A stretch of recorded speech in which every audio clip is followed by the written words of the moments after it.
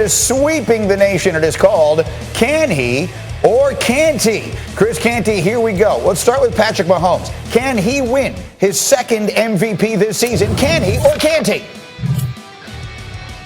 He can, G, and Patrick Mahomes is on pace for 5,550 yards. That would smash Peyton Manning's single-season passing record. He's got 28 passing touchdowns to 7 interceptions. For context, number 2 in passing touchdowns is Joe Burrow at 22. So he's leading the league by a country mile in a lot of important statistical categories throwing the football. Absolutely, and he has only elevated in the absence of his most dynamic threat in Tyreek Hill this year, which has been remarkable to watch. All right, next, talk about another great quarterback. Can Lamar Jackson lead the Ravens to the 1 seed in the AFC? Can he or can't he?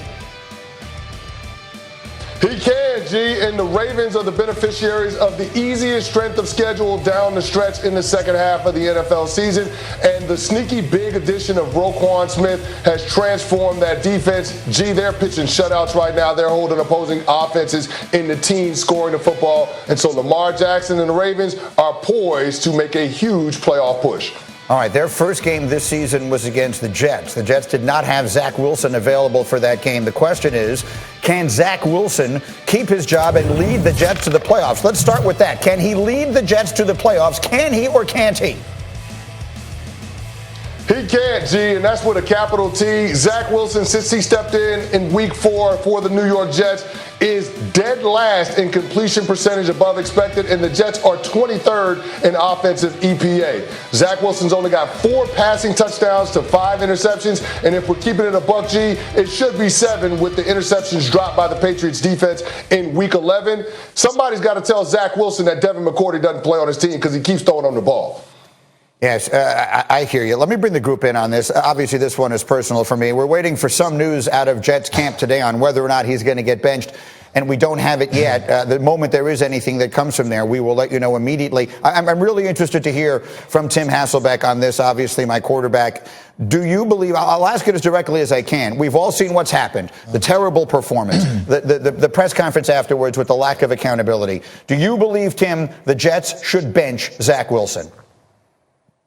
I actually don't, Greeny, and it's not because I think that Zach Wilson gives them some, amazing opportunity to, go on this great playoff run and he's going to turn it around. The reason I say it is he's a young quarterback, still early in his rookie deal, and as soon as you bench him because you don't think he's good enough to help you make a playoff run and you're going to go to Joe Flacco or Mike White because you think they give you this much better opportunity for that, I think you're done with him.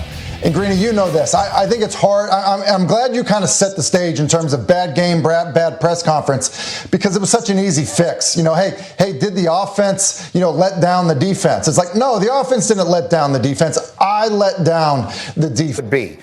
Dominique is a student of football history, which is what I am. Once upon a time, a quarterback was the second pick in the draft, and because of a combination of performance and attitude in the locker room, his career wound up lasting almost no time. His name was Ryan Leaf. We do 30 for 30s about him. That's the territory that we are in right this minute with Zach Wilson, if indeed, and Tim is not the only one who was suggesting that the Jets are prepared to move on from Zach Wilson for good. Like Dominique, we're talking about legendary territory here if this thing is over this quickly. What do you think? Yeah, I disagree with Tim in that it means that it's completely over for him. Sometimes a wake-up call is a little bit what you need, and also sometimes some time off or time away is what you need. I'm not saying they need to leave the team, but time away from the pressure of being the quarterback in New York, I think could be good for him. I don't think this has to be completely framed as a bad thing, but I do think that they have to bench him now and put someone else in, because I'm looking at this and trying to think the best thing you can do for a struggling quarterback is to lean in on what they do well and focus a lot on that and try to support him with talent around him. They can't do anything to the roster. The roster is the roster, and I think it's a fairly talented roster. But more importantly, I don't know what the thing is. Like I guess it's like short game, throwing slants. I'm not sure what the thing is that you can focus on and say, all right, we're going to make sure that you're comfortable and you're doing this. We bought in on Zach Wilson, or at least some people bought in on Zach Wilson in large part because He had the ability to make like wild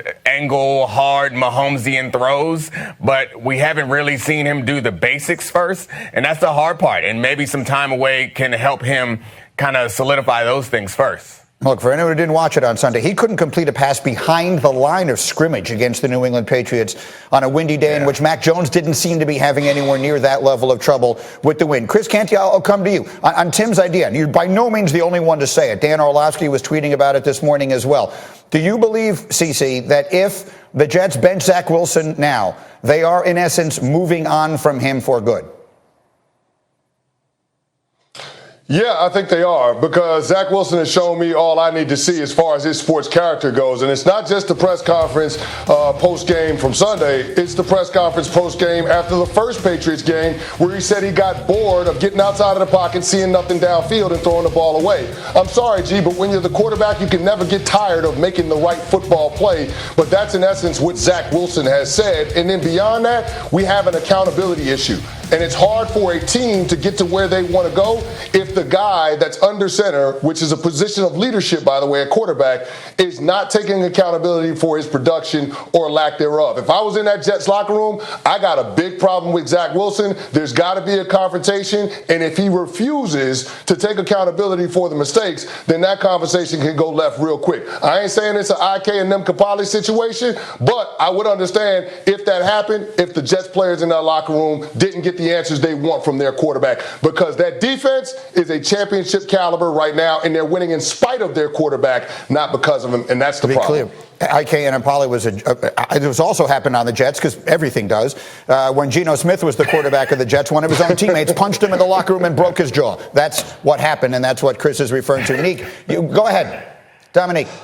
Yeah, I wonder, like, I understand you don't want to lose Zach Wilson. Well, I guess I don't understand that. The argument is you don't want to lose Zach Wilson, but also, doesn't it feel like you're in the territory of losing everyone else? Like, the things that we hear coming out of that locker room suggest that they're already done with him as far as the team is concerned. So don't lose all your good players for a player that you don't even think is good right now or hasn't shown us up until this point. Like, where is the game? Where is the play? Where is the moment that we can say, all right, there's hope here? Like, we're seeing that from Justin Fields right now. We're not seeing it from Zach. And I would hate to be a leader on this team and try to hold this team together if they keep rolling Zach Wilson out there despite him not producing very much.